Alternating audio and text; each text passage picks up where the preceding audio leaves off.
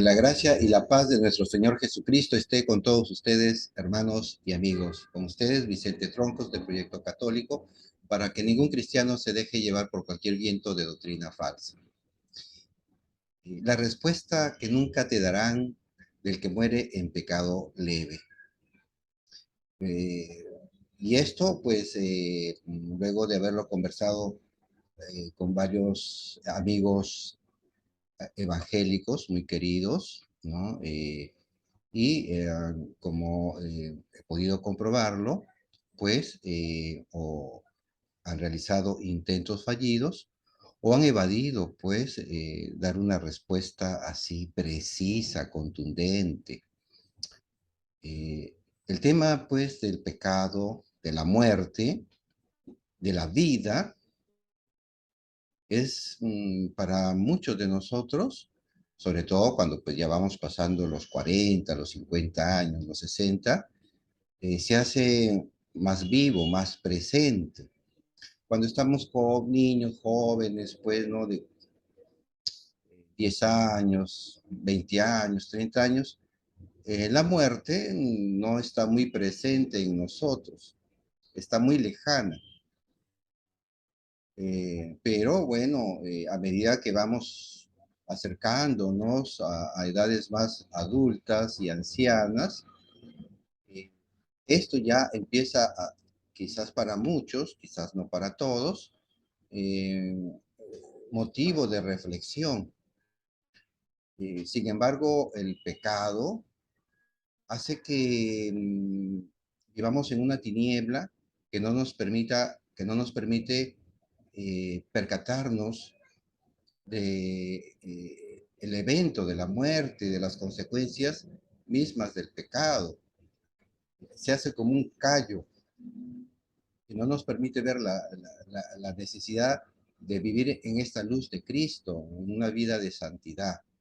Sin embargo, pues para nosotros cristianos, Cristo nos alcanzó la esperanza real de una vida después de esta muerte biológica, a través de su resurrección. Resurrección que vieron hombres de carne y hueso y que transformados por el Espíritu Santo ya en Pentecostés, ¿no? Luego de haber caminado con 3 años con Cristo y haberse convertido, eh, empezaron a difundir universalmente este mandato de Jesús, de llevar su palabra a todas las naciones, esta catolicidad, ¿no? Universalidad. Bien, y lo pagaron con su vida. Ahora bien, el pecado, lo sabemos, está presente en nuestras vidas. Día a día cometemos pecados por alguna palabra soez, grosera, impertinente, que se nos sale decirlo a veces a la esposa, al papá, a la mamá, al compañero de trabajo, al vecino, etcétera. Está presente. Una mirada con rabia, una mentira, a veces cuando contestamos el teléfono y pues nos llaman de algún banco, de alguna entidad, digamos, de telefonía, o que te ofrecen servicios médicos, etcétera, ¿no? Y queremos salir del paso y salimos quizás a veces con una mentira, con una grosería, etcétera. Mm, En la vida civil, estando sin pagar los impuestos, no contribuimos con la ciudad, solo queremos recibir servicios, especialmente aquellos que podemos, porque también encontraremos personas muy pobres que quizás nomás tengan lo suficiente como para supervivir y pues no tengan esa capacidad de servir, pero igual hasta los pobres también cometen pecados, por ejemplo, el no querer superarse, no querer estudiar, en lo poco que puedan. Entonces, hay pecado y ese pecado es a diario. Ahora, para alcanzar esa resurrección, Cristo nos pide que llevemos una vida de santidad, y San Pablo lo va a explicar ahí en la carta a los Hebreos en el capítulo 12, versículo 14, donde nos dice pues que sin santidad nadie verá a Dios. Pero vamos a ver que aun cuando estamos llamados a la santidad y vivir día a día en santidad, porque muchas millones de personas llevan ciertamente una vida bastante íntegra, ¿no? Pero, como nos va a decir la primera carta de Juan en el capítulo 5, versículo 16, los cristianos estamos sujetos a cometer pecados veniales o pecados leves, lo que como él lo llama ahí en este versículo, pecados que no son de muerte, pero que también hay pecados mortales o que son de muerte. Bien, entonces hoy día vamos a profundizar sobre este versículo y otros más, ¿no? Porque, como decía al principio, eh, entre hermanos evangélicos, ustedes le van a hacer pues esta pregunta de qué pasa con una persona cristiana que ha vivido fielmente toda su vida, no ha cometido pecados gravísimos, pero que muere con algunos pecados veniales que no logró confesarse, ¿no? Algunos pecados leves que no logró confesarlos, ¿no? Ante Dios. Ahora, ¿qué va a pasar con esa persona? Sí sabemos, y eso también vamos a ver el versículo, sí sabemos que nada impuro, nada profano puede entrar al cielo. Y de hecho que así cometamos un pecado leve, ya está manchando nuestras vestiduras blancas que representan la santidad, como lo dice pues la carta, perdón, el libro de Apocalipsis. Quien quiero, vamos a empezar, ¿no? Sabiendo que pues Cristo nos ha mandado a llevar una vida de excelencia cristiana. Nos va a decir ahí en Mateo capítulo 5, versículo 48, que seamos perfectos como es el Padre de los cielos. Luego, en el libro de Eclesiástico, ahí en capítulo 5, si no recuerdo muy bien si el versículo es el 15, pero hay uno por ahí que dice que ni en lo grande ni en lo pequeño pequemos. Entonces, pero el libro de Proverbios también nos va a decir que el justo peca 7 veces. Entonces, hay pues esta limitación del ser humano de pecar, de pecado. Eh, bueno, decíamos que Cristo eh, nos llama a no cometer pecado ni en lo más mínimo, ¿no? Y a medida que Cristo va reformulando, haciendo plenos los mandamientos que fueron dados en el Antiguo Testamento, o sea, no los va a eliminar, pero sí los va haciendo, digamos, más plenos, ¿no? Nos trae lo excelente y nos pide que vivamos en esa vida de excelencia, ¿no? Ahí en Mateo capítulo 5, versículo 21, ahí nos va a llamar a esa excelencia de la vida espiritual. Vamos a verlo, vamos a leerlo con ustedes y vamos a ir revisando así varios textos hasta que lleguemos a la formulación de esta pregunta que les sugiero que se la hagan ustedes mismos y a nuestros hermanos pues separados. Bien, Mateo capítulo 5 versículo 21 al 22. Abro cita. Habéis oído que se dijo a los antepasados, está hablando del Antiguo Testamento, no matarás, y aquel que mate será reo ante el tribunal. Versículo 22. Y aquí ya viene lo que Cristo va a introducir en los mandamientos. Pues yo os digo, todo aquel que se encolerice contra su hermano será reo ante el tribunal, pero el que llame a su hermano imbécil será reo ante el Sanedrín, y el que le llame renegado será reo de la gehenna de fuego. Palabra del Señor, gloria a ti, Señor Jesús. Como ustedes han visto, pasamos del Antiguo Testamento que el mandamiento era nada más así simple, no matarás, pero ahora Cristo lo hace todavía más exigente, ni siquiera le llames imbécil, es decir, no le estés diciendo tonto, bruto, eres un bueno para nada, eres un inútil, eh, etcétera, ¿no? No herir ni siquiera de palabra, imagínense. Así Cristo nos está invitando a no pecar ni en lo más mínimo, ¿cierto? Entonces, miren, así es como vamos nosotros llevando nuestra vida de santidad. Ahora, sabemos también que el sacrificio de Cristo es perfecto. Este sacrificio que Cristo realiza, ¿no? Es para salvarnos del pecado y de la muerte. Y eso lo encontramos también, entre otros versículos, en este siguiente de la primera carta de Juan, capítulo 2, versículo 2. Él, o sea, Cristo, Él es víctima de propiciación por nuestros pecados, no solo por los nuestros, sino también por los del mundo entero. Palabra de Dios, te alabamos, Señor. Bien, entonces, propiciación, o sea, él pagó como una víctima propiciatoria, pagó con su vida, muriendo, derramando su sangre en la cruz por nuestros pecados, pero es tan perfecto este sacrificio de Cristo que no solamente por los nuestros, sino que le da la posibilidad para todo aquel que lo reconozca como Dios y Salvador y se bautice y lleve una vida de santidad, se pueda salvar. Eso no ocurría con los sacrificios que realizaban los judíos, ¿no? En caso de los judíos, en el Antiguo Testamento, ellos tenían también, pues, sus sacrificios expiatorios, como lo encontramos en el Levítico, en el capítulo 5. Lo pueden leer ahí, ¿no? Eh, pero estos sacrificios no eran perfectos. Y no eran perfectos pues porque cada vez que se cometía un pecado se tenía que volver a sacrificar un nuevo animal.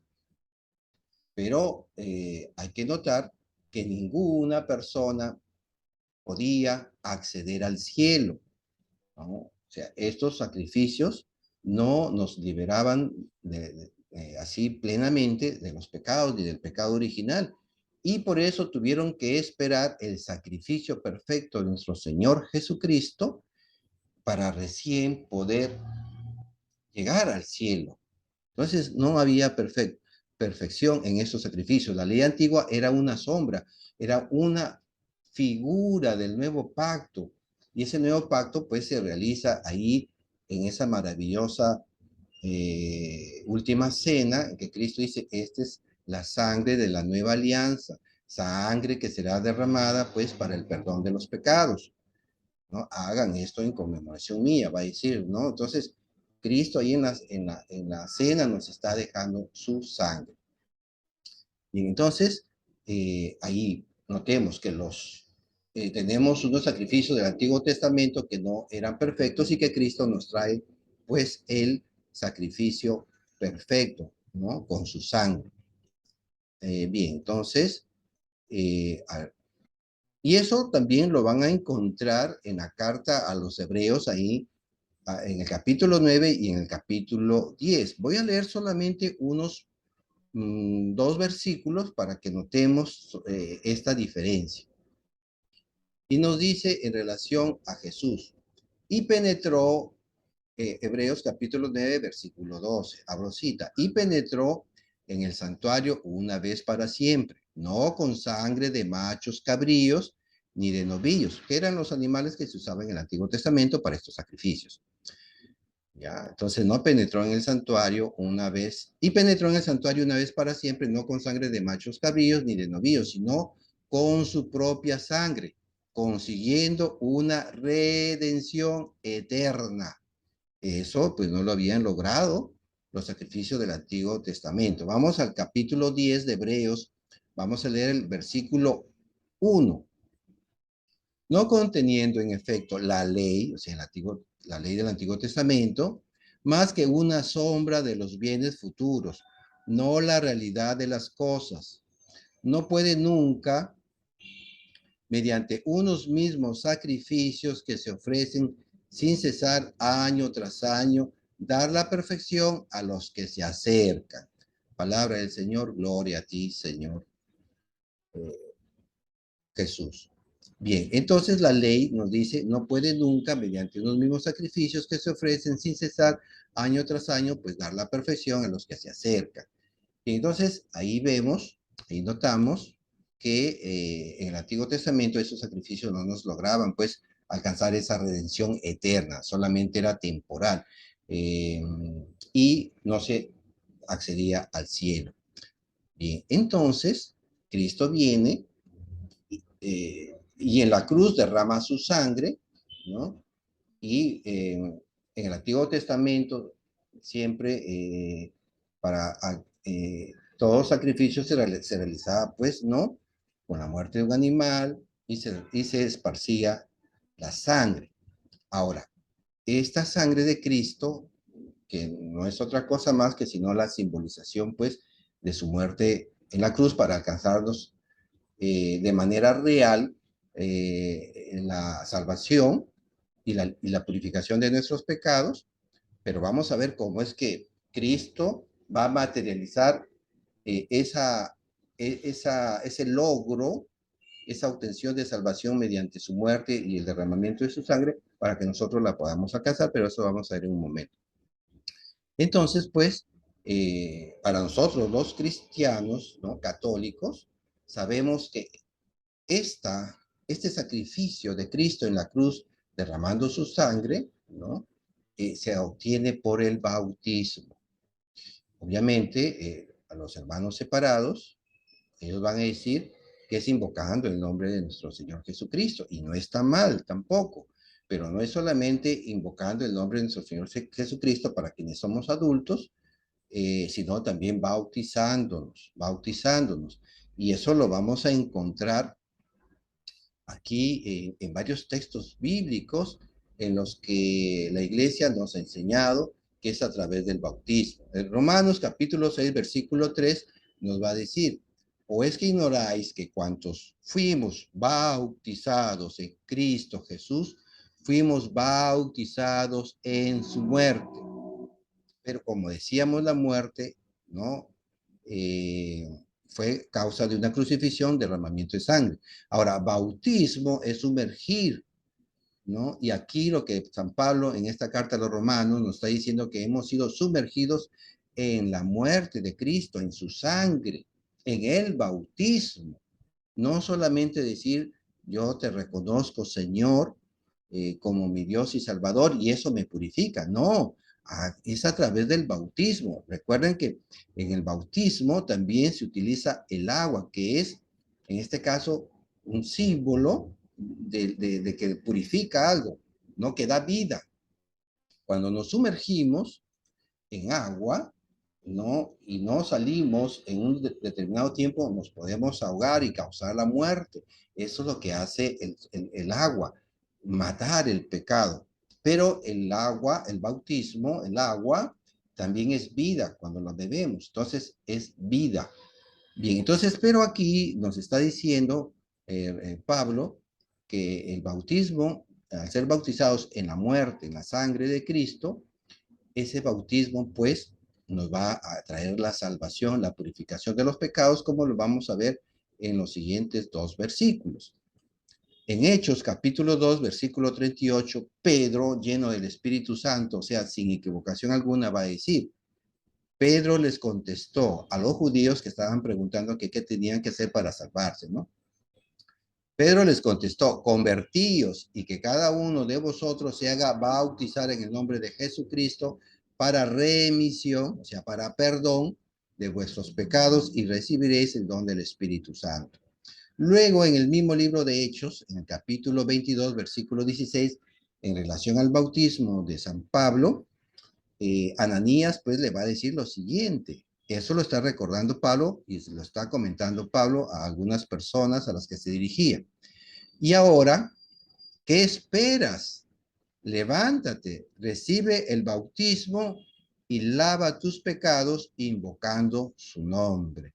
Palabra de Dios, te alabamos, Señor. Miren cómo es que aquí Ananías también dice, levántate, recibe el bautismo y lava tus pecados a la vez, pues, que estás invocando el nombre de Cristo, que es lo que hacemos pues, nosotros cristianos cuando nos bautizamos y empezamos a decir en voz alta, creo en Dios Padre, creo en Jesucristo, su único Hijo, nuestro Señor. Estamos reconociendo como nuestro Señor. Bien, entonces es por medio del bautismo, invocando el nombre del Señor. Bien, entonces, así, a través de esta forma, Cristo nos está alcanzando los méritos de su muerte, del derramamiento de su sangre, para limpiarnos de nuestros pecados. Y nos limpia totalmente de todo pecado, del pecado original y de los que hemos cometido por propia cuenta. Estamos puros. Pero vamos a ver que en realidad, luego de habernos nosotros eh, limpiado, purificado por el bautismo, todavía podemos seguir cometiendo pecados. Recuerden en el bautismo de nuestro Señor Jesucristo, Él va al desierto y va a sufrir la tentación del demonio. Entonces, eso es lo que sucede en nuestra vida, es que nos bautizamos, pero todavía vamos a vivir muchos años y vamos a estar sujetos a las tentaciones y a cometer pecados. Algunos, Dios no quiera, pues van a cometer pecados mortales y de los que no nos salvamos ni el mayor de los santos. Por eso decía el libro de los Proverbios, el justo peca 7 veces. Entonces vamos a estar en esta situación de cometer pecados. Ahora, en el siguiente texto, vamos a ver, ¿no? Que Jesús, pues, nos invita a que caminemos en la luz, ¿no? Y que la sangre de Cristo pues también nos purifica de pecado. Miren lo que dice la primera carta a Juan capítulo 1 versículo 7. Pero si caminamos en la luz, como Él mismo está en la luz, estamos en comunión unos con otros. Y la sangre de su Hijo Jesús nos purifica de todo pecado, ¿cierto? Esto le está diciendo en relación al Padre y al Hijo, ¿no? Entonces, si estamos caminando en la luz, en la presencia de Dios, algún pecado que cometamos, ¿no? Se nos va a purificar por la sangre de su Hijo Jesús. Pero a continuación, el versículo 9 va a decir, si reconocemos nuestros pecados, fiel y justo es Él para perdonarnos los pecados y purificarnos de toda injusticia. Bien, entonces, y esto lo vamos a ver nuevamente en adelante, nos está diciendo que Dios Padre nos va a perdonar nuestros pecados, nos va a purificarlo con la sangre de su Hijo Jesucristo, pero siempre y cuando nosotros confesemos nuestros pecados, ¿no? Bien, pero este punto, por favor, ténganlo presente porque sobre él vamos a volver y es, digamos, la base para esta pregunta que no pueden respondernos nuestros hermanos separados. Bien, vamos ahora a ver otro texto más que nos va a enseñar que existen pecados que algunos son de muerte y otros que no son de muerte, pero que son pecados, no dejan de ser pecados y que van a manchar sí o sí nuestra alma. Entonces, primero veamos que existen pecados que la iglesia llama veniales o que son leves, pero que a la vez también hay pecados, ¿no? Que son de muerte, pecado mortal. Y eso lo encontramos en la primera carta de Juan, capítulo 5, versículo 16, que veíamos al principio. Abro cita. Si alguno ve que su hermano comete un pecado que no es de muerte, repito, un pecado que no es de muerte, pida y le dará vida. A los que cometan pecados que no son de muerte, pues hay un pecado que es de muerte, por el cual no digo que pida, ¿no? Entonces, aquí, como vemos, la palabra de Dios, las Sagradas Escrituras, la Biblia, nos está haciendo una diferencia entre un pecado venial, un pecado leve, que no es de muerte, y un pecado que es mortal, que nos lleva a la muerte espiritual. Ya en esta vida, muchos quienes estamos en alguna situación de vida pecaminosa, si es muy grave, en los mandamientos nos da una relación y el Evangelio y las cartas apostólicas en concordancia total nos muestran cuáles pecados son mortales, ¿no? El aborto, por ejemplo, ¿no? Al dejar en un abandono a los padres, ¿no? Estar cuidándolos por años, no acercarnos a la misa, a vivir la vida eclesial en vida comunitaria, ¿no? Porque el mandamiento es santificar las fiestas, la misa es una fiesta. Bien, entonces, y pues hay una lista larga de pecados mortales. Bien, entonces, pero la iglesia nos ha dejado escrito aquí en esta primera carta de Juan, eh, pues esta diferencia entre pecado venial, que no es de muerte, y el pecado mortal, que es un pecado de muerte eterna. Bien, pero hay un pecado venial, este pecado venial igual nos va a manchar nuestra alma. Bien, vamos a continuar con otro. Ahora, la salvación hay que recordarla y que no es solamente al principio, como algunos hermanos creen, que basta con reconocer a Cristo como Dios, nuestro Salvador, y bautizarnos, creer y bautizarnos, como dice Marcos capítulo 16, versículo 16. No, eso es el principio, nada más es el principio. Y tenemos toda una vida para perseverar en esa fe y perseverar no solamente creyendo, sino haciendo obras de misericordia, como hemos visto en los videos de los días anteriores. Bien, vamos ahora a ver lo que Jesucristo nos enseña sobre perseverar en la fe. Y eso lo encontramos en el capítulo 24 de Mateo, especialmente en el versículo 13, pero vamos a leer desde el 12. Abro cita. Y al crecer cada vez más la iniquidad, o sea, el pecado, la caridad de la mayoría se enfriará.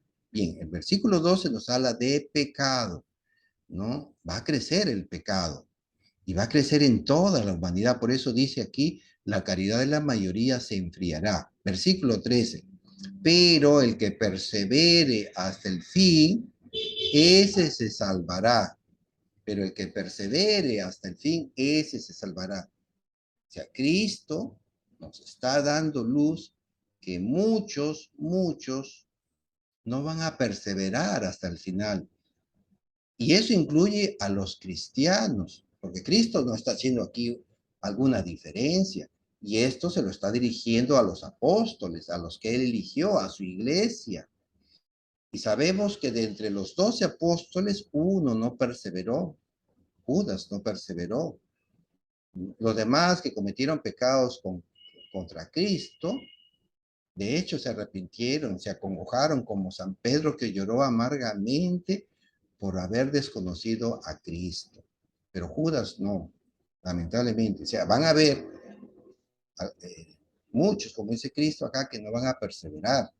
Y eso incluye también a los cristianos, ¿no? Bien, entonces vamos a ver otra cita que también nos va a mostrar la realidad del pecado ya en el cristiano que se ha convertido.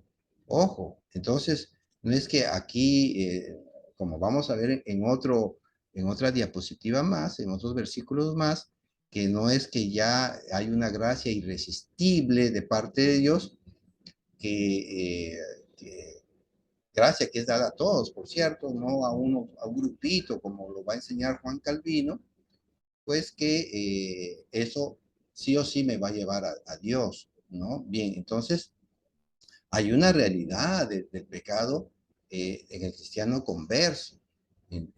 Una, todos, como hemos visto, luego de nuestro bautismo, todos estamos expuestos a pecar. Entonces, con la gracia de Dios, ciertamente tenemos esa fuerza para evitar el pecado. Entonces, en la carta a los Romanos, en el capítulo 6, versículo 12, se nos dice, no reine pues el pecado en vuestro cuerpo mortal de modo que obedezcáis a sus apetencias. Palabra de Dios, te alabamos, Señor. Bueno, Pablo nos está advirtiendo que no permitamos, obviamente con la gracia de Dios, con el auxilio del Espíritu Santo, que no permitamos dejar que el pecado reine en nuestros corazones y de esta manera le obedezcamos. Entonces, Pablo, él mismo, luego en la carta a los Efesios, en el capítulo 6, versículo 12, va a decir que hay una lucha, un combate espiritual, ¿no? Contra el demonio, contra el pecado. Es una lucha contra nuestra propia carne, como lo va a decir ahí en esos capítulos 6, 7 y 8 de la carta a los Romanos. Y la concupiscencia, esa inclinación que ha quedado en nosotros de que podemos pecar, pero que no es en sí pecado esa concupiscencia. Podemos de repente pensar mal de alguien, pero luego no se lo decimos, luego rectificamos y luchamos, combatimos contra esa idea y la tratamos bien a esa persona. Entonces hay una lucha espiritual. Pero miren, los santos apóstoles cometieron pecados. Por ejemplo, en el libro de Hechos de los Apóstoles, en el capítulo 15, versículo 39, se nos va a decir que Pablo tuvieron tal discusión que terminaron separándose. Luego ya no se les ve juntos a predicar en los siguientes 13 capítulos que restan del libro de Hechos de los Apóstoles. Eh, Miren, dos apóstoles ahí se discutieron, y esto fue prácticamente iniciado por San Pablo, que vio que pues en una oportunidad San Marcos, ¿no? Juan llamado Marcos, pariente pues, de Bernabé, los dejó, y Pablo no quería ya trabajar, hacer este trabajo de evangelización con Marcos, y Bernabé pues sale en defensa de Marcos, y surge esta lucha entre ambos, y se separan. Bien, miren, dos apóstoles, ¿no? Y especialmente Pablo, el extraordinario Pablo.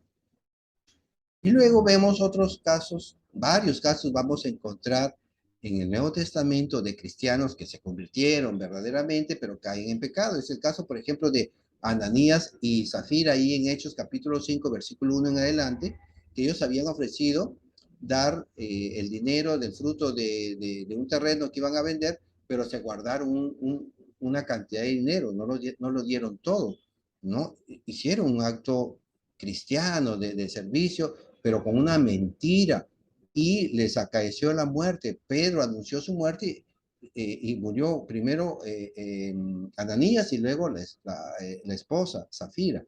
Miren, o sea, cristianos conversos habían muerto. Y así encontramos pues más pecados ahí en el Nuevo Testamento que podemos encontrar de apostasía, de pecados de, por ejemplo, de incesto, como vemos en la primera carta a los Corintios, capítulo 5, de versículo 1 en adelante, y más pecados, ¿no? Incluso de miembros de la jerarquía de la iglesia. Entonces, el pecado va a estar presente en la vida, es una realidad el pecado. Decir pues que ya el cristiano no peca es ir contra lo que la Biblia dice.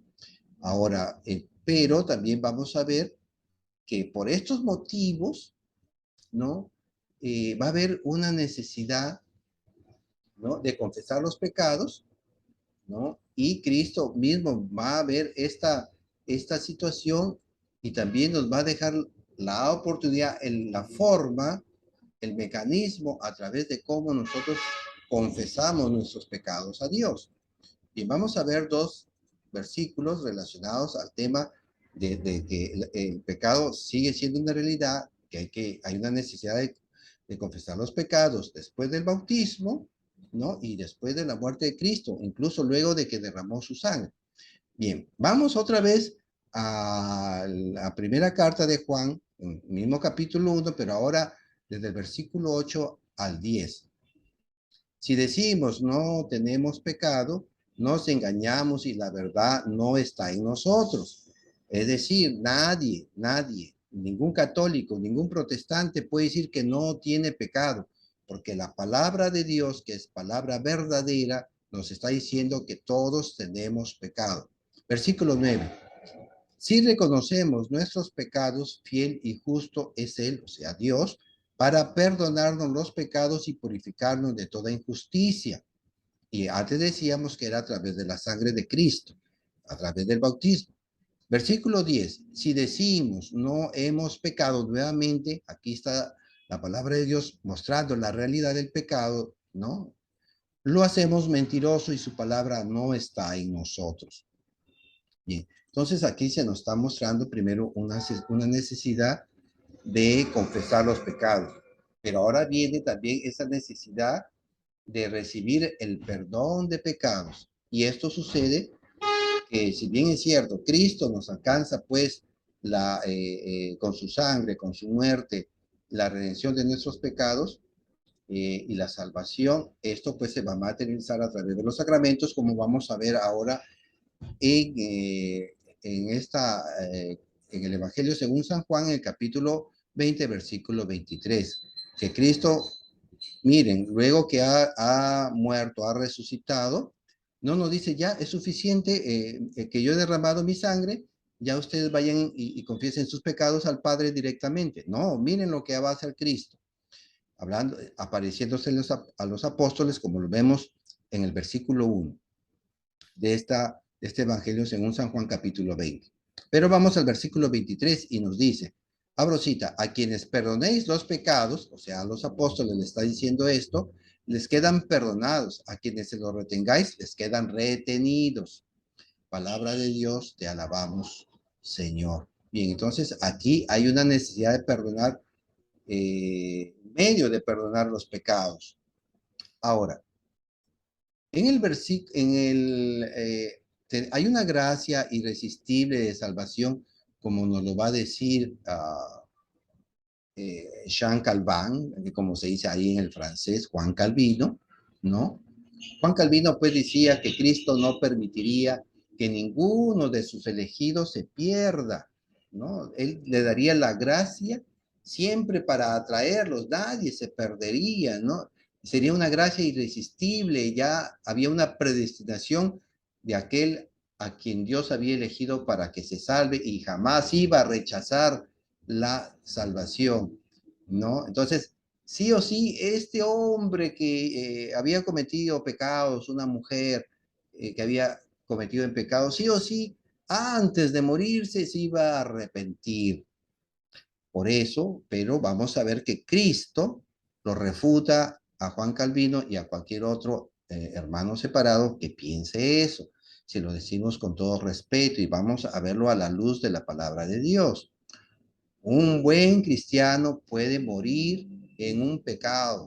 Un pecado, nosotros decimos, un buen cristiano, porque es bueno, es un hombre justo, un hombre santo, puede morir, pero con un pecado leve, pequeño, sin haberlo confesado, ni logrado incluso en ciertas circunstancias, no haberse reconciliado, eh, ¿no?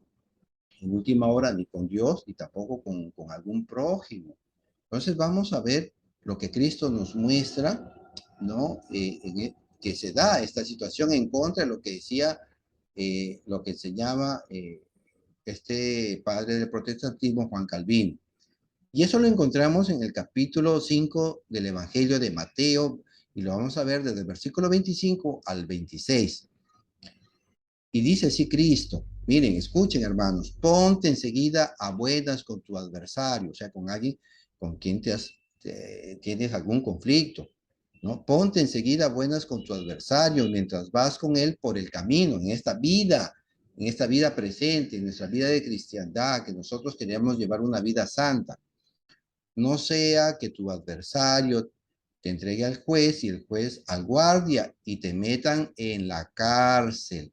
Y aquí sabemos que esta cárcel, teológicamente, está hablando no de una cárcel acá material en esta vida, sino de una cárcel espiritual. Versículo 26 nos dice Jesucristo, yo te aseguro, no saldrás de allí hasta que no hayas pagado el último céntimo, el último céntimo. Pero bueno, aquí lo que queremos resaltar es que mientras vamos viviendo y hasta nuestra muerte, se puede caer en un pecado y del cual nosotros vamos a tener que pagar una especie de cárcel hasta pagar el último centavo, o sea, la última pena por haber cometido algo en contra de alguien, que es lo que hemos leído, ¿no? Y que, bueno, los hermanos evangélicos no encuentran una solución para esto, que nosotros lo vamos a terminar de ver en unas diapositivas más. Entonces, en contra de lo que dice, pues, Juan Calvino, eh, no es que todo aquel que es cristiano, ¿no? Que fue predestinado por Cristo, pues ya no va a cometer pecado y que se va a arrepentir. No, porque Cristo está diciendo que un cristiano, un converso, puede cometer algún tipo de pecado y se entiende que es un pecado leve por el cual va a tener que pagar, digamos, ¿no? Su último centavo, entre comillas, su último centavo, o sea, lo más mínimo de una pena, ¿no? Tiene que pagar, tiene que purgar esta pena. Bien, luego vamos a ver también que la misma Biblia, el Nuevo Testamento, en la carta, pues, perdón, en el Apocalipsis, miren, ¿no? Nos va a decir que nada profano, nada impuro podrá entrar al cielo, ¿no? Pero hemos leído en unos textos anteriores que hemos visto de que hay pecado de muerte y hay pecado que no es de muerte. Entonces, el pecado de muerte, el pecado mortal, obviamente eso no me va a permitir para nada entrar al cielo. Pero ¿qué pasa con este pecado que no es de muerte? Pero veamos que el texto de Apocalipsis, capítulo 21, versículo 27, nos está diciendo lo siguiente: nada profano, repito, nada profano entrará en ella, o sea, en la Jerusalén celestial, ni los que cometen abominación y mentira, sino solamente los escritos en el libro de la vida del Cordero, ¿no? Y te inscribes, pues, porque no tienes pecados de muerte. Pero ¿qué pasa con estos pecados veniales, leves?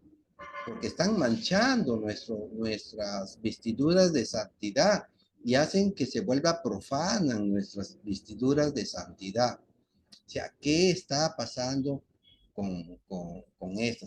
Entonces, aquí pareciera que la Biblia se contradijera, ¿no? Estos pecados, cualquier pecado, está manchando nuestras vestiduras, pero sabemos que hay pecados, pues, repito, de muerte y pecados que no son de muerte. Entonces, ¿cómo se entiende todo esto, no? Bien, entonces sabemos, pues, que hay que confesar nuestros pecados, pero ahora vayamos a una situación que nuestros hermanos separados no logran darnos una respuesta, ¿no?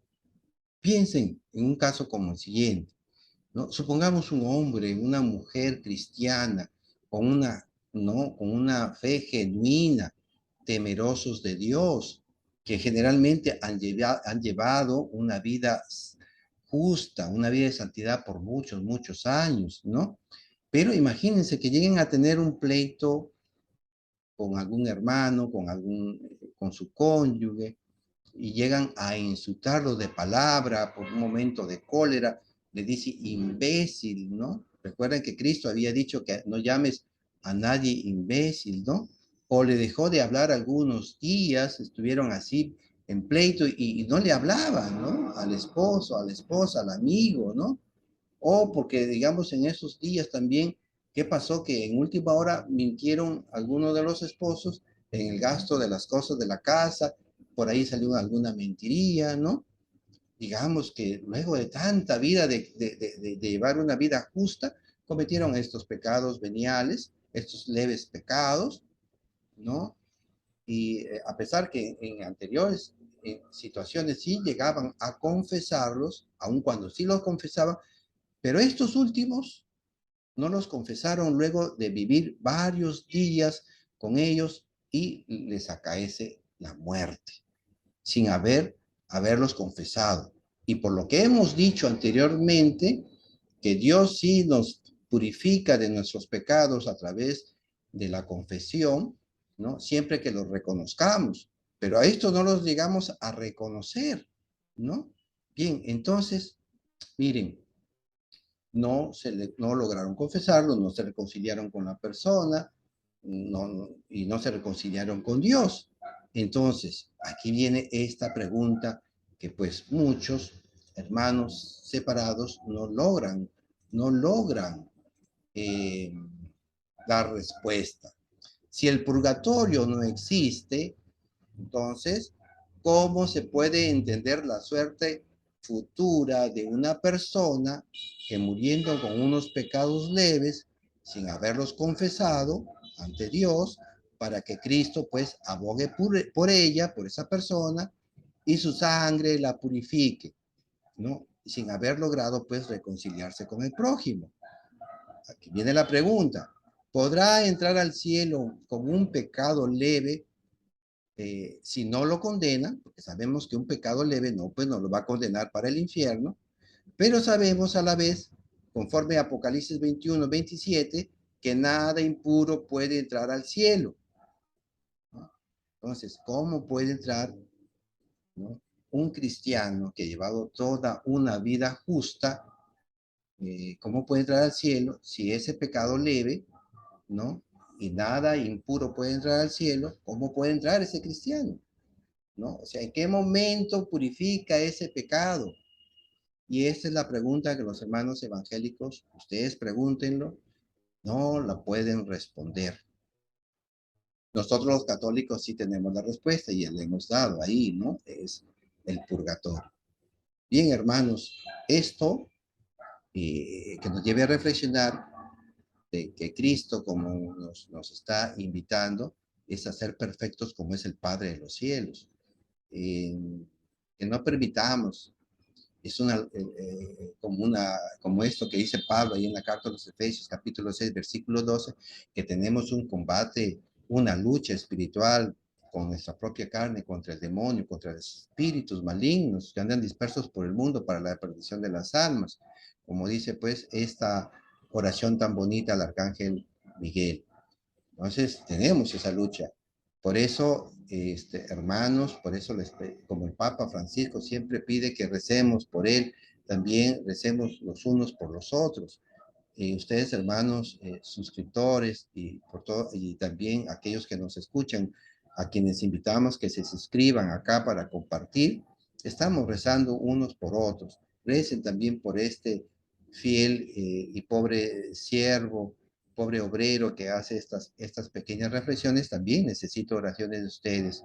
Entonces compartan este video para que muchos reflexionen sobre esta pregunta: ¿qué pasa, no, con alguien, un buen cristiano, que ha llevado toda su vida de santidad, pero que ha cometido un pecado leve, venial, que no es de muerte, y que no logró confesarlo, no logró reconciliarse con el hermano, por más sencilla y pequeña que fuera el pecado? Entonces, ¿cómo puede entrar así, con esta impureza al cielo, si nada profano puede entrar al cielo?